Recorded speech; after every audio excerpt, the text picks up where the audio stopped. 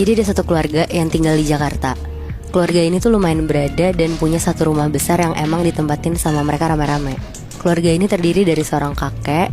Dia punya 2 anak. Nah, 2 anak-anaknya ini tuh udah pada nikah dan punya anak. Jadi kakek ini tuh punya 2 anak dan 1 cucu dari anak pertamanya. Kebayang gak?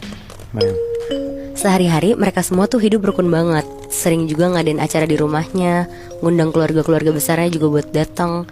Pokoknya tipe-tipe rumah yang selalu open house kalau ada acara besar gitu, Moebi. Berarti ini satu rumah keluarganya ada banyak dong?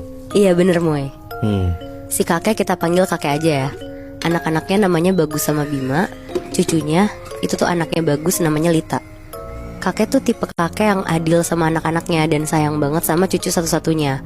Apalagi Lita itu masih SD umur 7 tahun, jadi masih kecil dan sedekat itu sama kakek. Sampai akhirnya di umur 80 tahun kakek meninggal karena sakit. Bagus, Bima sama istri-istrinya termasuk Lita tuh sedih banget. Mereka terpukul karena kehilangan kakek. Di hari kakek meninggal, Bagus dan Bima tuh sibuk ngurusin pemakaman kakek.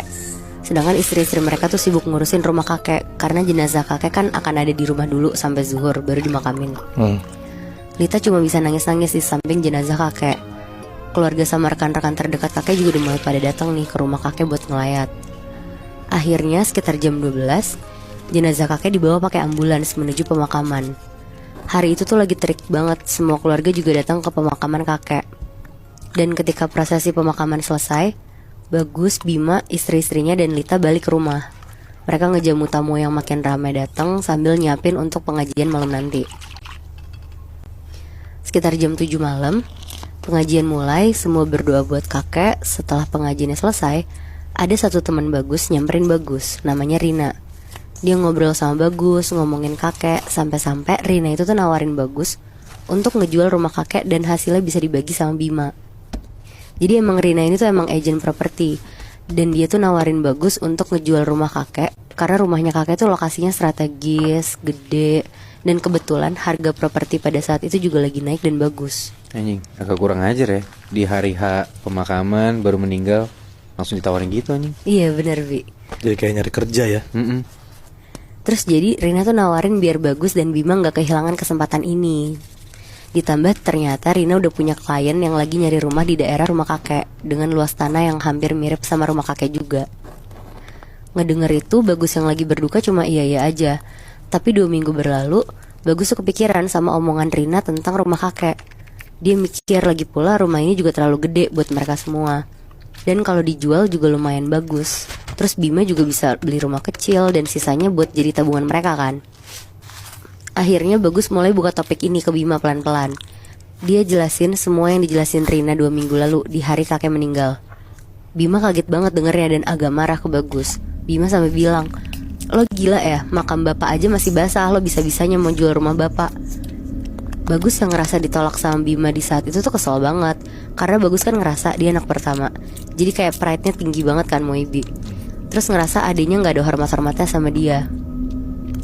Akhirnya tanpa persetujuan Bima, Bagus mulai urusin sertifikat rumah kakek buat difoto dan dikirim ke Rina. Wow. Pokoknya Bagus di sini tuh bener-bener sepihak aja tanpa ngelibatin siapapun. Ya Rina namanya agent properti senang-senang aja dong. Dia juga nanti dapat fee-nya juga kan soalnya.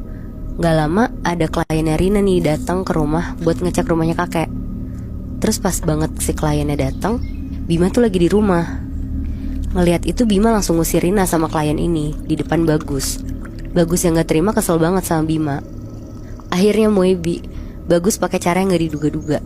Dia pakai orang pinter buat guna-guna Bima biar Bima tuh nurut-nurut aja sama Bagus. Buset, sampai begitu ya? Wow. Setelah bolak-balik orang pinter, akhirnya mulai kelihatan nih hasilnya Moebi. Pas kliennya itu balik lagi, Bima udah diem aja, udah gak peduli sama mereka semua. Bagus ngerasa ini tuh berhasil banget kan. Dia pelan-pelan ngejalanin semuanya. Dan pas banget di malam pengajian 40 hari kakek, setelah selesai pengajian, Bagus tuh bilang lagi ke Bima untuk mau ngejual rumah kakek. Dan sesuai dugaan, Bima ngeiyain itu semua. Udah nih, terus pas malam-malam mau tidur sekitar jam 9 malam, Bagus istrinya sama Lita kan tidur sekamar. Lita nih emang sebenarnya tipe anak yang suka tidur jalan gitu Moebi, kayak ngigo gitu. Sampai sleepwalking tapi. Bener. Oke. Jadi kalau ngelihat Lita tiba-tiba jalan keluar kamar, Bagus pasti udah tahu kalau anaknya ini lagi ngigo. Biasanya dikejar sama dia biar dibalikin ke kamar lagi. Nah pas banget di malam itu, Lita nih jalan tiba-tiba keluar. Tapi anehnya Lita tuh lari. Dikejar dong sama Bagus cepet-cepet. Lita lari ngarah ke kamar kakek. Terus Bagus tetap ngikutin di belakang. Nah pas Lita mau buka gagang pintu kamar kakek, Bagus langsung stopin dan megang bahu Lita buat ngajak ke kamar lagi. Tapi pas Bagus pegang bahunya terus ngebalikin badannya Lita, tiba-tiba mukanya Lita tuh berubah jadi muka kakek. Terus bilang, Bagus, Bagus, kok gitu? Wah Bagus langsung pucet. Tapi karena itu badan Lita, Bagus gak ninggalin Lita. Dia teriak nama Bima kenceng banget, sampai semua orang yang di rumah itu tuh keluar dari kamar. Dan Lita juga ternyata keluar dari kamar mereka. Wah anjing. Nah pas Bagus balik badan lihat lagi ke arah kamar kakek, muka kakek yang dia lihat di badan Lita tadi tuh udah gak ada. Semua orang yang diceritain sama Bagus tuh gak percaya, karena nganggep Bagus itu tuh halu kan. Akhirnya semuanya nyuruh Bagus istirahat. Nah abis itu Bagus berusaha lah buat tidur. Dan pas Bagus ketiduran, Bagus tuh mimpi Moibi. Ada kakek ngeliatin dia, tapi mukanya kakek tuh marah banget di situ. Langsung kebangun kan dia. Itu tuh sekitar jam 3 pagi. Dia langsung keluar ambil minum. Pas dia lagi di dapur sambil minum, jadi kalau lagi di dapur tuh bisa ngeliat ke ruang TV. Nah di ruang TV tuh ada kursi goyang yang selalu didudukin kakek. Bagus tuh ngeliat di situ jelas banget ada kakek lagi duduk di kursi sambil goyang-goyangin kursinya. Ngeliat itu Bagus tuh makin lemes kan. Tadi di mimpi ada kakek, sekarang di dunia nyata ada lagi. Akhirnya Bagus baca-baca doa, terus teriak-teriak, jangan ganggu, bapak udah gak ada di alam ini. Dia teriak-teriak gitu sambil jalan cepat ke kamarnya. Pas dia ngeliat ke arah kursi goyang lagi, kakek tuh udah gak ada. Buru-buru lah akhirnya Bagus lari ke kamarnya. Tapi pas dia mau masuk kamarnya, tiba-tiba Bagus tuh ditepok dari belakang kenceng banget. Bagus!